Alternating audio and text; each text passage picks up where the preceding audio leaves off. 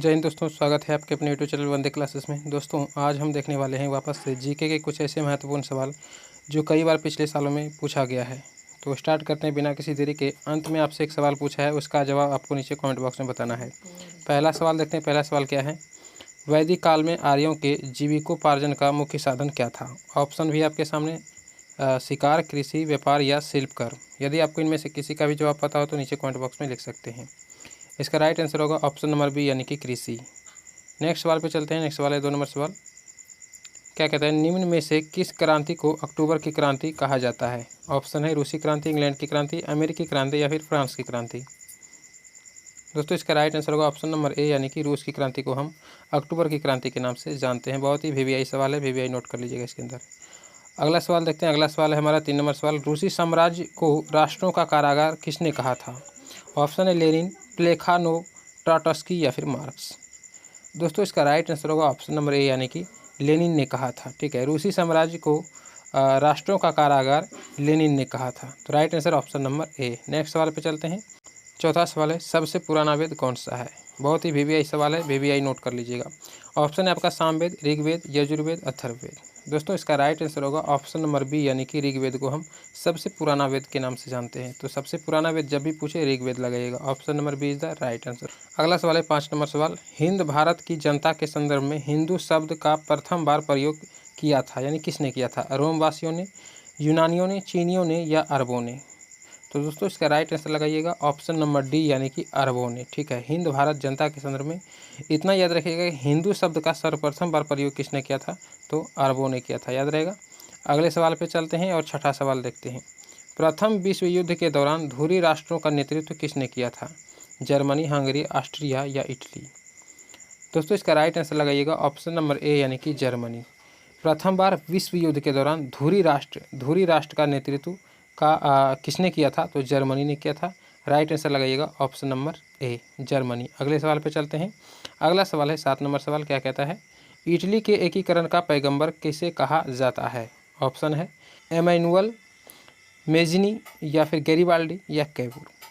दोस्तों इसका right answer लगाइएगा ऑप्शन नंबर बी यानी कि मेजिनी। ठीक है, इटली के एकीकरण का पैगंबर किसे कहा जाता है?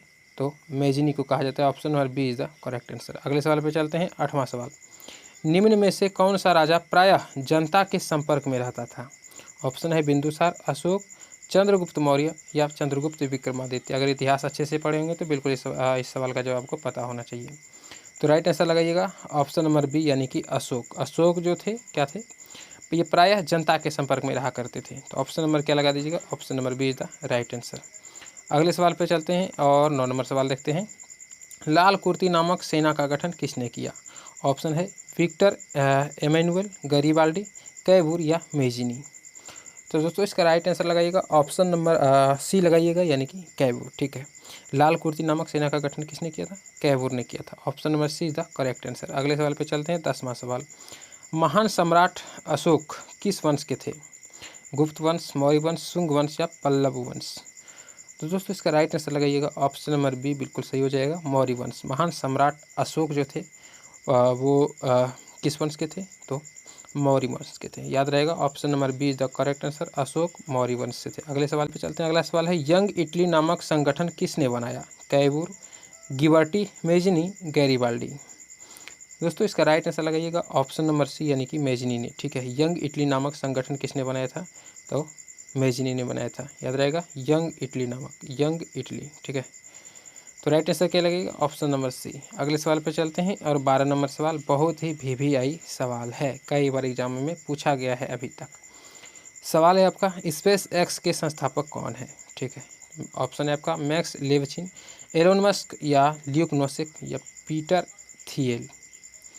तो दोस्तों इसका राइट आंसर लगाइएगा option number B, Elon Musk. ठीक है, एलन मस्क जिसे हम बोलते हैं या फिर एलोन मस्क भी बोल सकते हैं। राइट आंसर क्या होगा? Option number B, SpaceX के संस्थापक कौन है? Elon Musk. ठीक है, तो याद रहेगा option number B, Elon Musk. अगले सवाल पर चलते हैं। अगला सवाल है आपका यश भारती सम्मान किस भारतीय राज्य सरकार द्वारा प्रदत्त है? ऑप्शन है पंजाब, उत्तर प्रदेश, महाराष्ट्र या उत्तराखंड। दोस्तों इसका राइट आंसर लगाइएगा ऑप्शन नंबर बी यानी कि उत्तर प्रदेश। यश भारती सम्मान किस भारतीय राज्य द्वारा प्रदत्त है? तो option number be the correct answer हो जाएगा, उत्तर प्रदेश। अगले सवाल पे चलते हैं और 14 नंबर सवाल देखते हैं। 14 नंबर सवाल है, किसने कविता के लिए खुशवंत सिंह मेमोरियल पुरस्कार जीता है?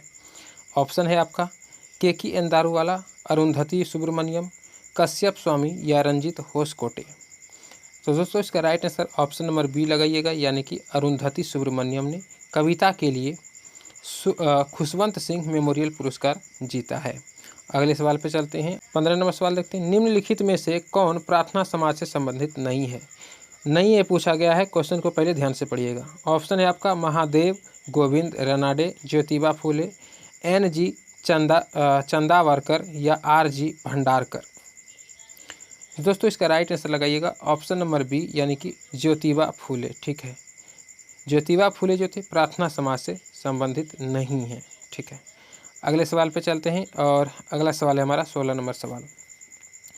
पायरोमीटर, इंग्लिश में भी लिख दिए, पायरोमीटर निम्नलिखित में से किसके मापन में प्रयुक्त होता है? उच्च ताप, घनत्व, आर्द्रता या वायुमंडलीय दाब।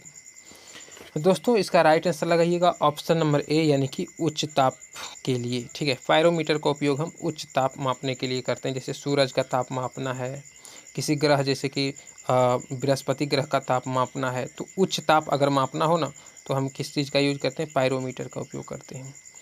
अगले सवाल पे चलते हैं और 17 नंबर सवाल देखते हैं क्या है। आयोडीन के टिंचर, यानी कि टिंचर ऑफ आयोडीन का प्रयोग निम्नलिखित में से किसके लिए होता है? ऑप्शन है आपके सामने कैंसर के इलाज के रूप में, स्टार्च की उपस्थिति के निर्धारण में या एंटीसेप्टिक के रूप में, या इनमें से कोई नहीं। तो दोस्तों इसका राइट आंसर लगाइएगा, बिल्कुल आँख कान मूंद के लगाइएगा, ऑप्शन नंबर सी, यानी कि एंटीसेप्टिक के रूप में। टिंचर आयोडीन का उपयोग हम किस चीज़ के लिए करते हैं? तो एंटीसेप्टिक के रूप में उपयोग करते हैं टिंचर आयोडीन। ठीक है, केमिस्ट्री से रिलेटेड सवाल था। अगले सवाल पे चलते हैं और 18 नंबर सवाल। निम्नलिखित में से उस स्थान का नाम बताइए जहाँ पर सूफी संत निवास करते थे। सूफी संत, इतिहास से रिलेटेड सवाल है। खानकाह, पायागाह या फिर इबादत खाना या लीवान, क्या बोला जाता था उसको जहाँ पे सूफी संत निवास करते थे? इतिहास से रिलेटेड क्वेश्चन है। दोस्तों इसका राइट आंसर लगाइएगा ऑप्शन नंबर ए, यानी कि उसे हम खानकाह बोलते थे। ठीक है, सूफी संत जहाँ पे निवास करते थे उसे हम खानकाह बोलते हैं, खानकाह, याद रहेगा। अगले सवाल पे चलते हैं और 19 नंबर सवाल। निम्न अक्षांश यानी कि अधिक वर्षा और उच्च अक्षांश यानी कि कम वर्षा, इसके तथ्य के पीछे क्या कारण हो सकता है?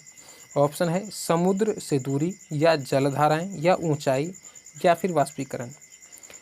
तो दोस्तों इसका राइट आंसर लगाइएगा ऑप्शन नंबर डी, यानी कि वाष्पीकरण। एक बार सवाल देखिए फिर से। निम्न यानी कि कम, कम अक्षांश यानी अधिक वर्षा और उच्च अक्षांश यानी कि कम वर्षा, इसके तथ्य के पीछे क्या कारण हो सकता है? याद रखिएगा वाष्पीकरण इज द करेक्ट आंसर। ठीक है, ऑप्शन नंबर डी में है। अगले सवाल पर चलते हैं और 20 नंबर सवाल देखते हैं क्या है कि सामान्यतः 600 फीट समुद्र की गहराई पर जाने से कितना तापक्रम कम हो जाता है? पूछा गया सवाल है, VVI नोट कर लीजिएगा। वैसे तो सारे क्वेश्चन सिलेक्टेड हैं, लेकिन जो थोड़ा ज़्यादा इंपॉर्टेंट होता है तो हम उसको VVI नोट करने बोल देते हैं। सामान्यतः 600 फीट समुद्र की गहराई पर जाने से कितना तापक्रम कम हो जाता है?